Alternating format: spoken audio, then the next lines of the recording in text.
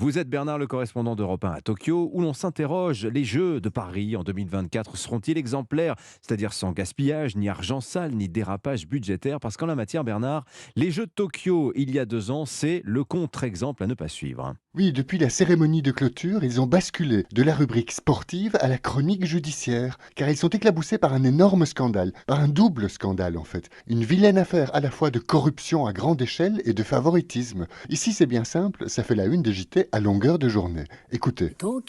Un coup de théâtre en ouverture de ce journal. Ce matin, un haut dirigeant du comité organisateur des Jeux de Tokyo a été interpellé et placé en détention provisoire. Il apparaît que plusieurs grandes entreprises lui ont versé des centaines de millions de yens de pots de vin en échange de leur désignation comme sponsor officiel de l'événement.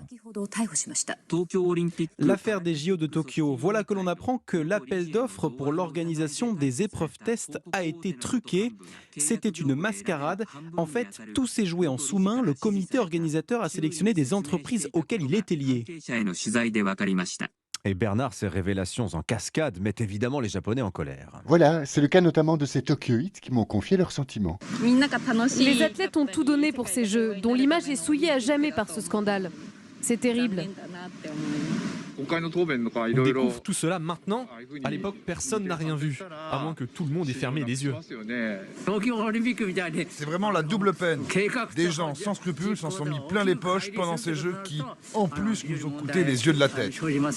Alors justement, Bernard, c'est combien les yeux de la tête? 13 milliards d'euros, ce qui fait des JO de Tokyo les jeux d'été les plus chers de l'histoire olympique.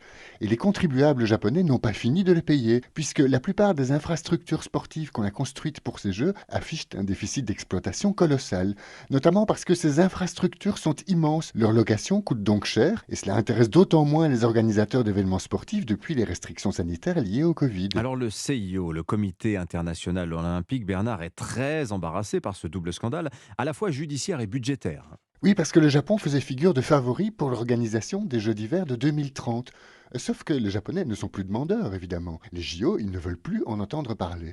Du coup, le CIO a reporté la désignation de la ville hôte des Jeux de 2030, dans l'espoir que le scandale à propos des JO de Tokyo se tasse. Mais en attendant, ici, de nombreux champions olympiques refusent de participer aux campagnes de promotion pour cette candidature japonaise en vue de 2030. Ils ne souhaitent plus que leur nom ou leur image soient associés à ce dossier si impopulaire dans l'opinion. Un dossier olympique signé Bernard San, Bernard Delattre, le correspondant d'Europe 1 à Tokyo, 7h46.